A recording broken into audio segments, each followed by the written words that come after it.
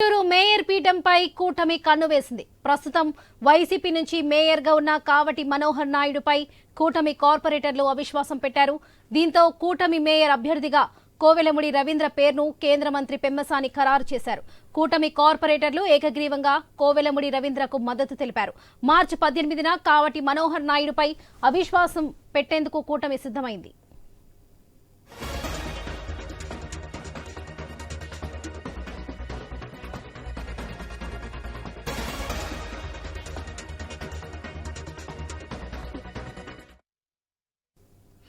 Guntur mayor పీఠంపై కూటమి కన్ను వేసింది. ప్రస్తుతం వైసీపీ నుంచి మేయర్ గా ఉన్న కావటి మనోహర్ నాయుడుపై కూటమి కార్పొరేటర్లు అవిశ్వాసం పెట్టారు.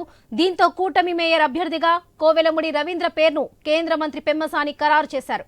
కూటమి కార్పొరేటర్లు ఏకగ్రీవంగా కోవెలముడి రవీంద్రకు మద్దతు తెలిపారు. మార్చి 18న కావటి మనోహర్ నాయుడుపై అవిశ్వాసం పెట్టేందుకు కూటమి సిద్ధమైంది. ఇదే విషయానికి సంబంధించి మరిన్ని అప్డేట్స్ మా ప్రతినిధి నాగేశ్వరరావు అందిస్తారు. నాగేశ్వరరావు, చెప్పండి.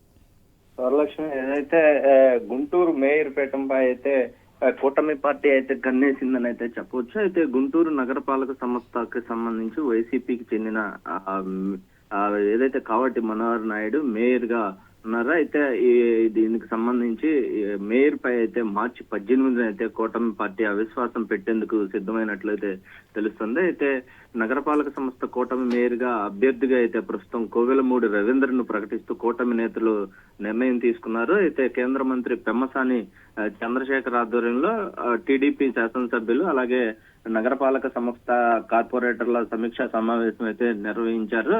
మొత్తంగా దీనికి సంబంధించి రాష్ట్ర మంత్రి నారా లోకేష్ ఆదేశానుగుణంగానే ఈ యొక్క నిర్ణయం తీసుకున్నట్లుగా తెలుస్తుంది.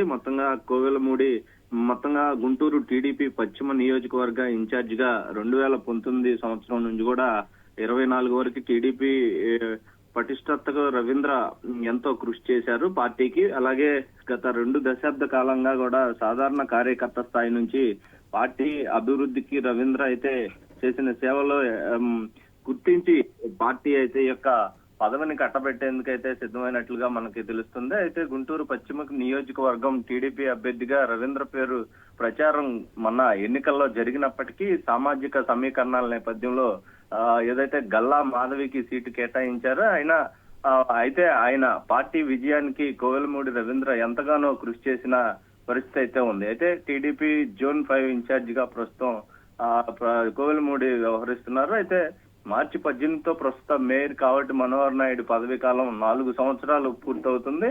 అయితే దీనికి సంబంధించి కావటి మనోహర్ నాయుడు పదే పవన్ కళ్యాణ్ ను వ్యక్తిగతంగా దూషించటం, పార్టీ ఏదైతే సీఎం చంద్రబాబును కూడా అనేక రకాలుగా మాటలతో దూషించిన పరిస్థితి ఉంది. దీంతో ఏదైతే కూటమి పార్టీ అతన్ని ఈ విధంగా తొలగించేందుకైతే సిద్ధమైన పరిస్థితి అయితే ఉంది. అయితే ఇటీవల జరిగిన కార్పొరేషన్ స్టాండింగ్ కమిటీ ఎన్నికల్లో కూడా 6 స్టాండింగ్ కమిటీ స్థానాలను అయితే చేజిక్కించుకోవడం జరిగింది. దీనికి సంబంధించి కోవెలమూడి కీలక పాత్ర అయితే వహించారు. ఈ నేపథ్యంలోనే మేయర్ పీఠం కూటమికి ఛేదించుకోవటం తథ్యంగా అనిపిస్తుంది. అయితే మొత్తంగా కోవెలమూడి రవీంద్రకి అయితే ఈ యొక్క మేయర్ పదవి కంపల్సరీ దక్కిద్దనేది చెప్తున్న మాట అయితే కూటమి నేతలు ఉంది.